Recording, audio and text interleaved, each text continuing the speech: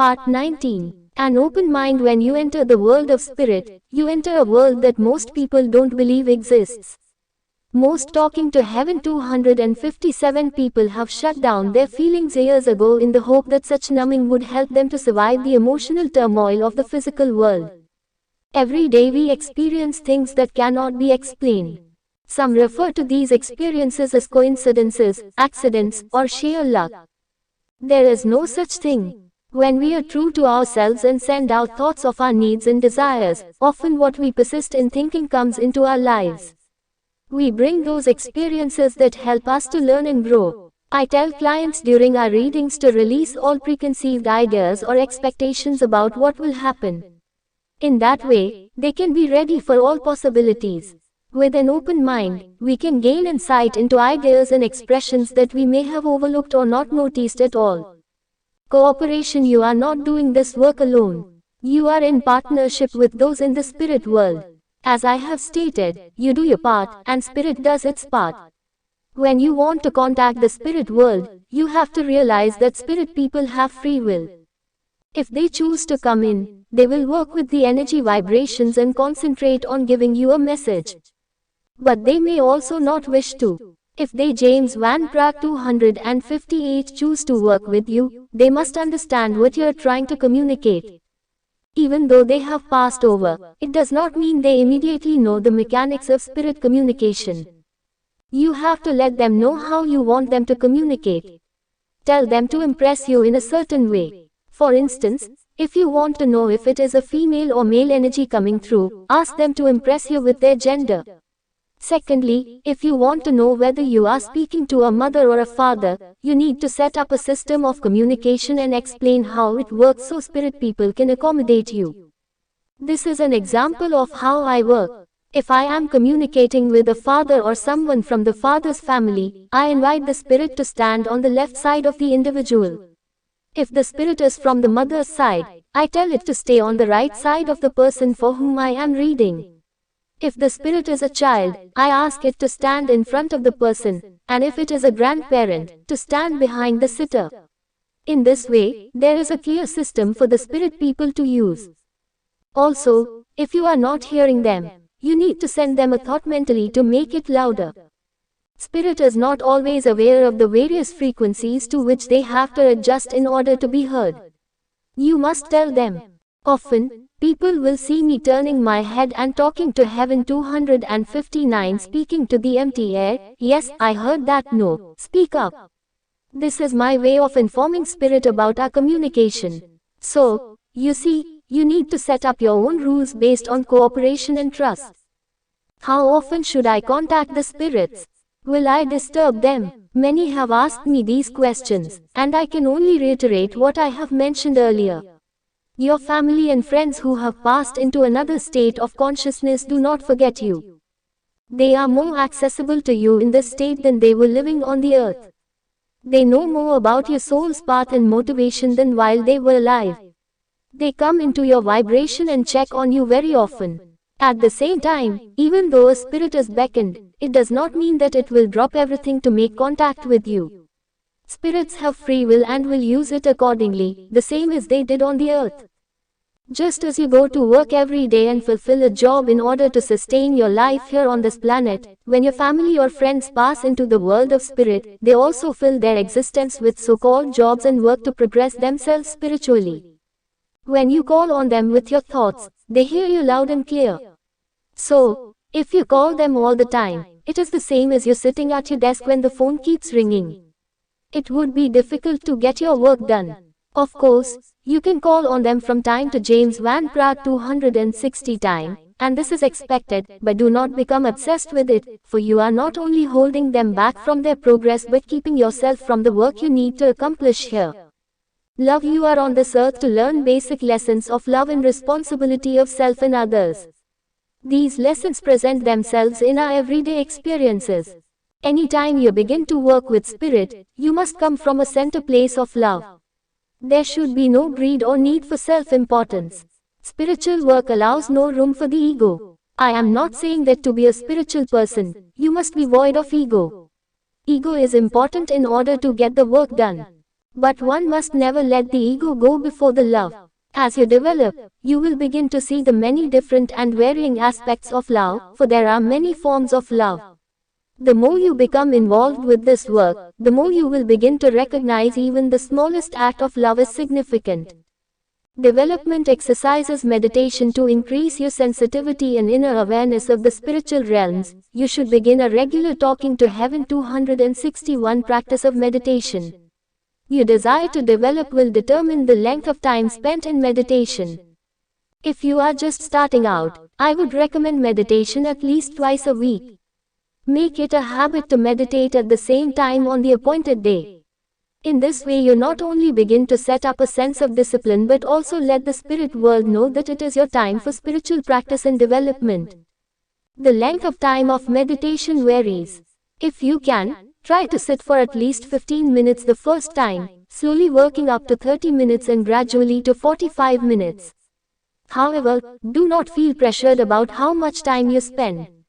The amount of time will eventually be guided by spirit, not by you. In the next chapter I have included a detailed description of various meditations that you can use. There is no right or wrong way to meditate. The idea behind this exercise is to make sure you are in a state of relaxation. You are striving to get in touch with the inner worlds and become more sensitized to them. Circle. Most people who are interested in pursuing their mediumistic gifts usually find it much more beneficial and more expeditious, in addition to meditating on their own, to sit in what is known as James Van Praagh 262 a development circle. A development circle is made up of 2 or more individuals who come together each week at the same time to sit and develop the mediumistic energies of the participants in the circle. Usually a circle consists of the same participants who sit at the same time each week. It is important that the group members are harmonious to each other's energies. There should be no conflict or ego problems. Otherwise, such conflict will have a negative result on the group's development and hinder the group from attaining the highest of spiritual teachings available to them. You will always draw those spirit beings to your group who work well with the vibration created. Being a group member is a commitment and should not be entered unless all are willing to sacrifice at least 1 to 2 hours the same time each week. The reason is quite simple. To perfect and sensitize a member or several members of the group, the spirit world sets aside a time to attune themselves to the group's energies to assist in building up these energies. The idea is to build upon the basic foundation work each week, not to constantly redo what has been done. When a circle is created, one person should be picked to lead the group. This is usually someone who has a certain amount of experience with talking to heaven 263 psychic development. At the opening of the circle, a prayer should be said to welcome spirit guides and friends who are present to work with you and to ask for their assistance in protecting the group.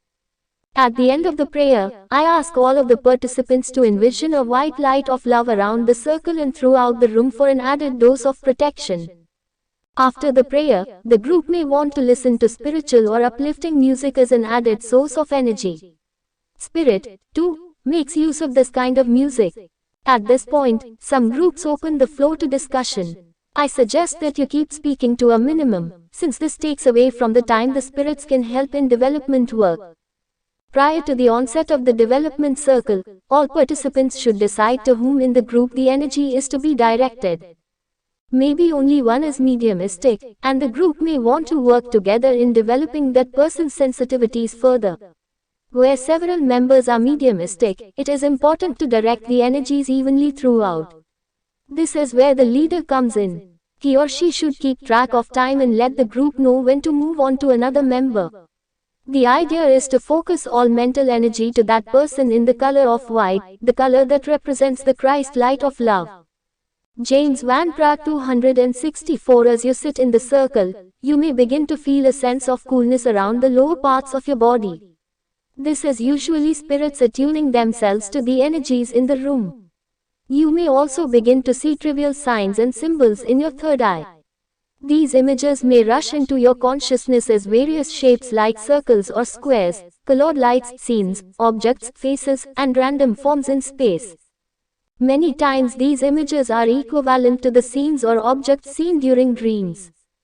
Do not regard them as mere nonsense, as they may mean something to someone else in the group. As best you can, try to remember all that you see, feel, and hear. Even though you may not be able to interpret the information, you may be very surprised to see how much of your information is significant to another member. Eventually, someone in the group may begin to sense a strange feeling around the head or chest area. To me, it feels like cobwebs. Again, this means that spirit directors are working with your energies. Mostly it is an ectoplasmic aura around you. This ectoplasm develops more and more each time the group gets together. It is usually prevalent when someone in the group has physical mediumship gifts. The spirits build up this energy around that individual, and often others might begin to hear raps or knocks as spirits test out the individual's energy. Talking to Heaven 265. When it is time for the circle to conclude, the leader informs all to slowly come back into awareness of their physical bodies. When everyone is safely back, and it is important to wait until they are all back, then the leader says a closing prayer, thanking all the spirit helpers. I usually like to send out love and light to those less fortunate in the world. When the prayer is completed, it is time for everyone in the group to share with the other members. Any sensations, messages, or signs received during the circle should be reviewed. Basic psychic exercises. Success in the spirit world is measured by an individual's sensitivity. Work either with meditation or in a circle. Both will prepare you to feel and perhaps see and hear spirit. The time comes when you are ready to put into practice your psychic and spiritual abilities. As I have stated throughout this book, everything is energy. After your preparation, you can begin to utilize this energy and learn what you can feel from it. The following are ways to test your skills. Psychometry. Psychometry is an ability to feel or sense the history of an object or the person to whom it belongs. James Van Praagh 266. Through the emanations of energy from the object. Psychometry can be used with someone who has passed over to the other side or for anyone still living on the physical plane. First, of course, get into a meditative or light trance state in which you are totally relaxed. Next, hold an object with your left hand and immediately sense the energy of the object. You may receive impressions such as physical characteristics or the appearance of the bearer of the object. You may receive feelings on an emotional basis. Remember, psychometry can be done with any object, including photographs. Through the exercise of psychometry you can get not only impressions from those living but messages from the spirit world. Again, do not think of what you are getting, and don't hold on to the thought. Express exactly what you are receiving. Automatic writing. Automatic writing is an exercise used specifically for those who desire to contact spirit guides and loved ones. It requires a complete meditative state to begin. It is also necessary to send out a thought to the spirit to be contacted with the exact time and place that will be used to do this work. In essence, you are making an appointment to talk to the spirit world. When the appointed time arrives, become meditative. Remember, you want to be in Talking to Heaven 267, a room where there are few or no distractions. Next, sit upright at a table with a pad of paper and pen in front of you. Lightly hold a pen to the pad. Do not think of what to write. When you feel a change in the energy in your hand or around your body, begin to ask questions of the spirit. Most likely, you will feel an urgency to begin writing, so go with it. Again, do not think of what you are writing. It is a good idea not to look at it until you are finished. When you sense the energy has left, put down the pen and read what your spirit friend has stated. You may be surprised at what you receive. Dreams. Many people have asked if it is possible to reach those who have passed over through dreams. The answer is an unequivocal yes. The spirit body leaves the physical body every night when we go to sleep. The physical body is replenished with cosmic energies, and the spirit body is doing the same on a higher level. In the dream state we are very susceptible to impressions from spirit because we are not involved on a conscious or mental level. In other words, much of our control is at rest, as is our rational thinking. Therefore, we can be more easily impressed.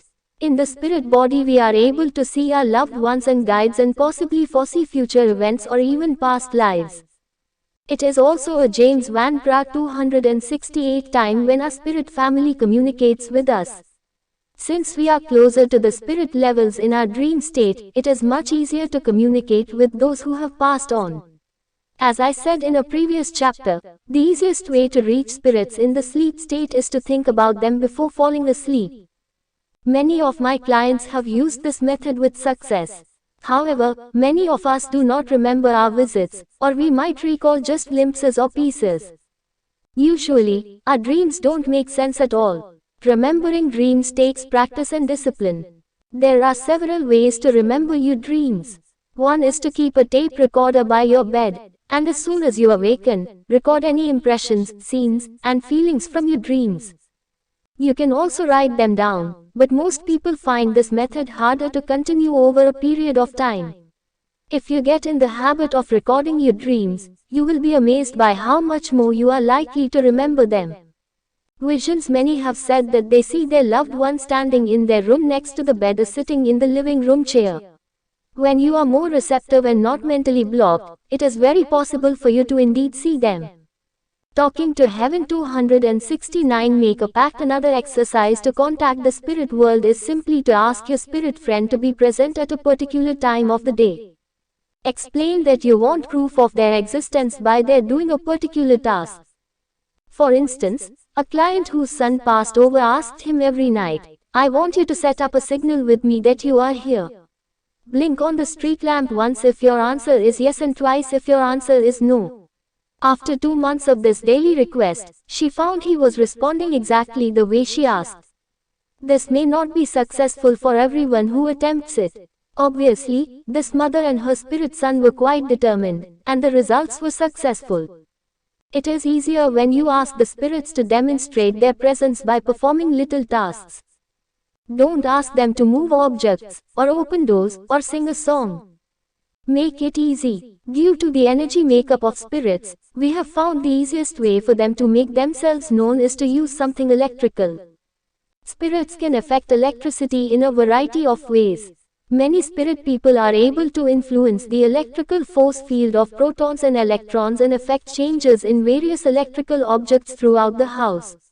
This is usually most prevalent if the deceased was someone of a very high emotional caliber. Emotional energy can be used as a conductor. James Van Praagh 270 results. The following are ways spirits let their loved ones know that they are around them without the use of a medium. Lights. Many times you will see the flickering of lights in the room, or new light bulbs burn out instantly.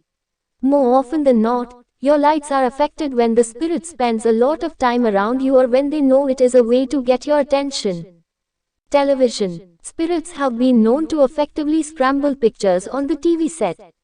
There have been cases when the spirit's face has appeared on the screen or the television turns on and off by itself at strange hours or odd times of the day. Radios. Many clock radios next to loved ones' beds will turn on at different hours. Sometimes it is an hour that has some sort of significance to the loved one who passed. Many times the radio will go on when a particularly significant song is on the air.